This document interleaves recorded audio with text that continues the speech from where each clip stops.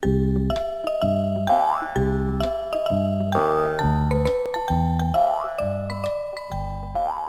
à tous et bienvenue dans une nouvelle chronique sur la science-fiction et les origines de la science-fiction plus particulièrement.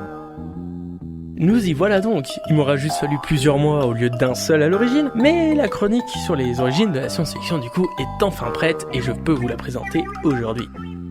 Pour traiter cette chronique et plus largement cette question, j'ai décidé d'aborder les choses d'une manière chronologique. C'est-à-dire commencer par l'Antiquité très ancienne même, pour remonter progressivement jusqu'à aujourd'hui et pour s'arrêter au 19e siècle, car je considère que le 20e siècle, c'est aujourd'hui, ça fait plus partie de l'histoire de la science-fiction à proprement parler. Mais avant toute chose, il serait bon de savoir, c'est quoi la science-fiction ? Et je vais répondre à cette question juste après le générique.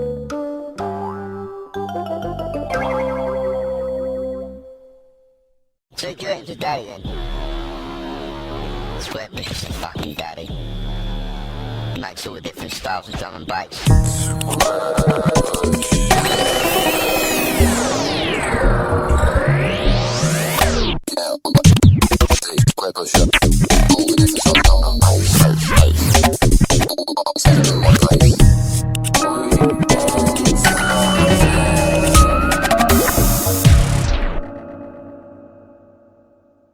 Alors pour commencer, une petite définition de la science-fiction.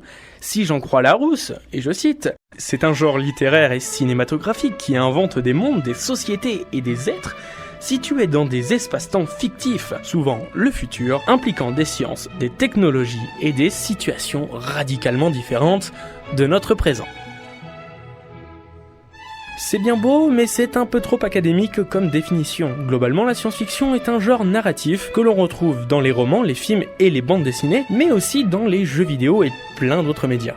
Pour sortir une définition à peu près stable de la SF, je pourrais dire que ce genre a pour principe de mettre l'homme face à un de ses destins possibles, en s'appuyant sur les sciences actuelles et sur leurs possibles évolutions. Mais bon, cette définition est encore un peu large, la SF est un genre très complexe, qui permet une multitude de sous-genres, mais on peut globalement en citer 4 parmi les plus notables.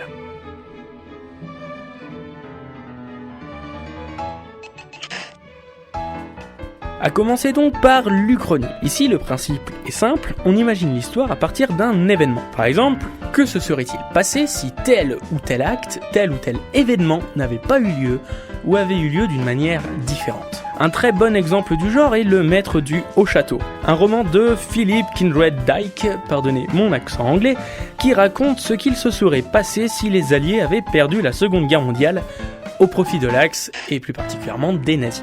L'Uchronie n'est donc pas forcément dans notre futur. On peut très bien imaginer une Uchronie se passant au Moyen-Âge ou dans l'Antiquité. Pourtant, il s'agit de science-fiction car on imagine un futur alternatif pour l'humanité.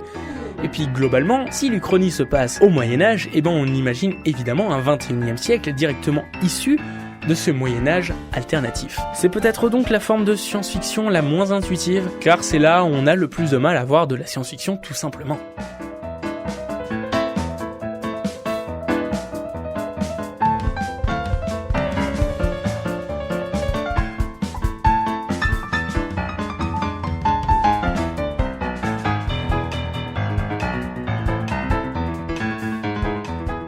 On peut retrouver ensuite les space opéras. Pour vous donner un exemple clair et net de ce qu'est le space opéra, je citerai tout simplement Star Wars dans le domaine du cinéma ou Mass Effect dans le domaine du jeu vidéo. Ou bien aussi, pour rester dans la littérature, Captain Future, qui a évidemment donné la série Capitaine Flamme, et qui est un space opéra bien nanar datant des années 1930, je vous le conseille d'ailleurs.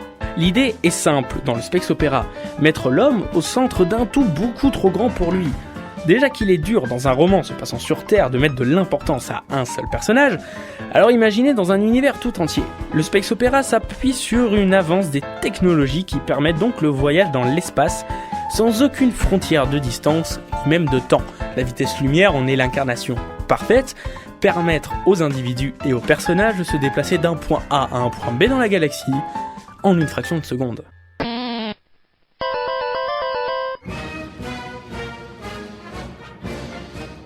On retrouve ensuite un autre genre bien connu mais qui n'est pas assez assimilé à la science-fiction, le roman d'anticipation. Et donc tout ce qui en découle, les films, les jeux vidéo, tout ça d'anticipation. On peut citer par exemple 1984 de George Orwell, qui en est, à n'en pas douter, le représentant le plus connu. L'anticipation peut se passer de la science car le but est de plonger le lecteur dans un futur relativement proche. L'idée c'est de mettre le lecteur face à un cadre historique et politique qui peut résonner avec sa réalité. Le but est de le faire se questionner. Mais l'anticipation peut évidemment avoir un lien très sérieux avec la science, notamment le film Bienvenue à Gattaca qui met le spectateur face à un futur de l'humanité où tous les êtres sont conditionnés dès la naissance, avant même la naissance pour être précis, grâce à leur code génétique, dans le but de créer une humanité parfaite. A noter d'ailleurs qu'une humanité ou une société parfaite est un thème récurrent de la science-fiction.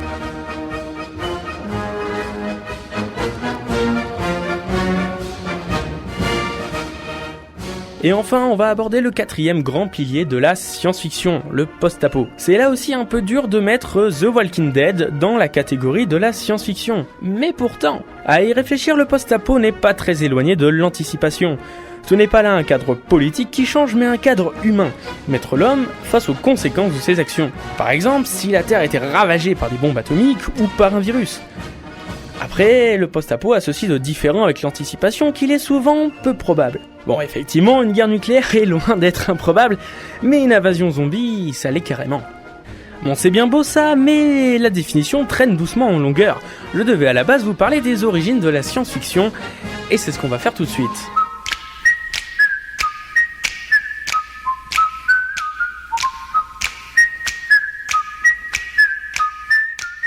Quand on parle de science-fiction, on imagine un truc récent. C'est vrai quoi, il y a le mot science dedans, ça peut pas dater de plus d'un siècle ou deux. Et pourtant, les premières traces de science-fiction, ou en tout cas de quelque chose qu'on peut assimiler à de la science-fiction, remontent au XVIIe siècle avant Jésus-Christ, il y a donc 3500 ans. Bah oui, 3500 ans. Rien que ça. Gilgamesh, vous connaissez sûrement, preuve que ce texte mythologique a su remonter les siècles. Pour résumer grossièrement l'histoire, il s'agit du roi Gilgamesh qui a tendance à un peu trop profiter de ses pouvoirs sur son peuple. Le peuple en colère demande donc à la déesse Aruru, maîtresse de la cité d'Uruk, de s'occuper du vilain roi. Pour ce faire, elle crée un double du roi en argile. On a donc là la création d'un être artificiel à intelligence humaine. Bien que l'origine de cet être soit divine, on y retrouve des traces de ce qui fera plus tard les intelligences artificielles qui sont si chères à la science-fiction. Mais ça va même plus loin. En effet, le double du roi s'avère être plus juste ainsi que plus humble. Il respecte la nature et les hommes, enfin bref, c'est un bon. L'histoire de Gilgamesh montre ainsi comment un être artificiel peut devenir plus humain que l'humain. Et oui. Tout ça c'est pour l'actuel Irak parce que plus loin dans le monde, et à la même époque, se développent des histoires pas moins futuristes. Dans l'Inde antique, on retrouve des récits d'oiseaux mécaniques volant jusqu'à l'espace. Ces récits proviennent du Rig Veda, un des grands livres fondateurs de l'hindouisme. Comme pour Gilgamesh, la science est remplacée par le divin, mais le fond est le même. Le fond est le même tout simplement parce que la science, tout comme le divin, occupe un rôle sacré, tout simplement. La science est une autorité, le divin est une autorité qui a le pouvoir de créer des êtres, de créer de l'intelligence. C'est en ça que dans la science-fiction, la science et Dieu, c'est la même chose. Revenons, si vous le voulez bien, un peu plus proche de nous, dans la Grèce antique. Aristophane était un grand dramaturge et poète athénien, si je me trompe pas. Il imagine au 5e siècle avant Jésus-Christ des voyages interplanétaires et des rencontres avec des formes de vie intelligentes. Arrêtons-nous 5 minutes pour voir à quel point le type était visionnaire. À l'époque, on savait certes que la Terre tournait autour du Soleil et qu'elle était ronde, mais de là à imaginer des voyages sur d'autres planètes. Et c'est pas fini! En plus de ça, il est allé jusqu'à imaginer des guerres entre planètes et des systèmes juridiques et politiques totalement différents de ce qu'il connaissait en Grèce à l'époque. Bon, après, il s'est un peu gouré sur 2-3 trucs. Par exemple, les peuples de la Lune et du Soleil qui se battent pour dominer l'étoile du matin. Enfin, disons qu'il était pas très au clair sur le fonctionnement d'une étoile, quoi. Mais bon, c'est la Grèce antique, fallait pas trop en demander.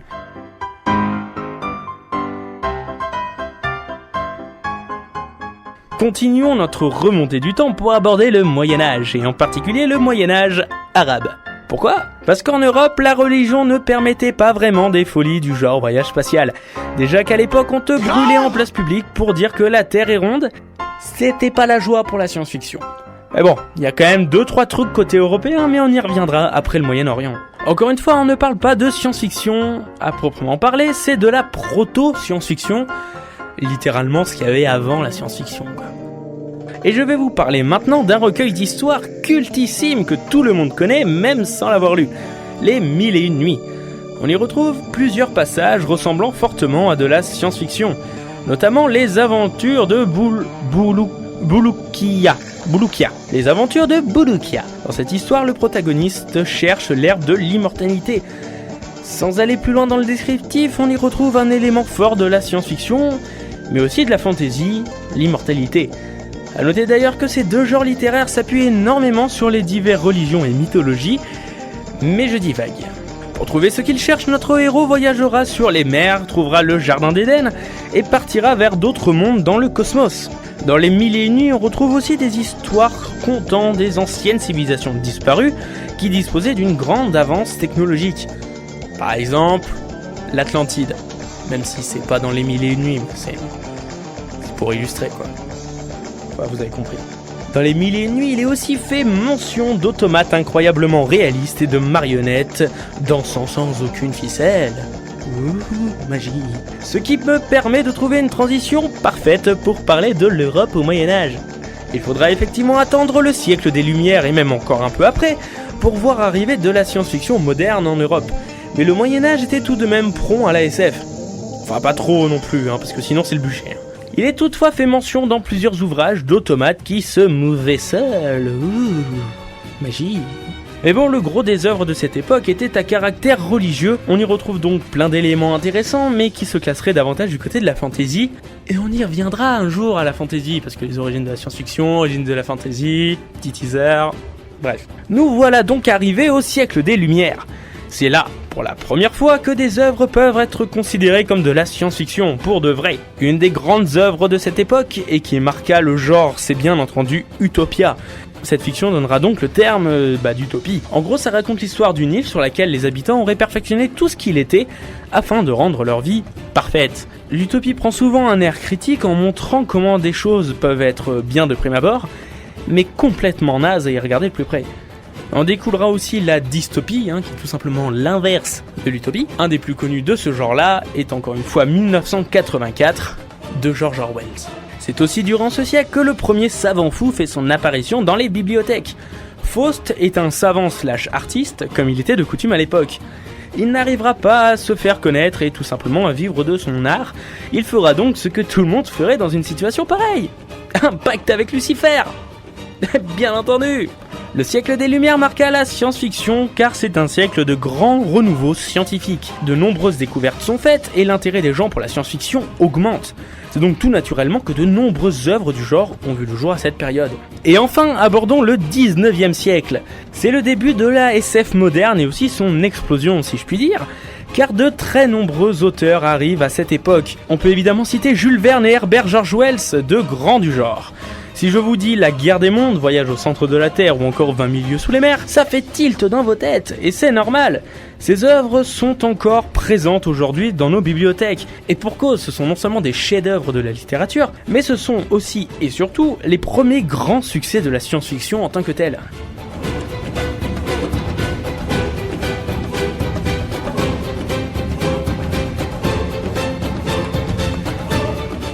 Et du coup, cette chronique est terminée. J'ai fini de vous faire ce petit tour d'horizon des origines de la science-fiction. Et donc sur ces bonnes paroles, je vous dis au mois prochain pour une prochaine chronique. À bientôt.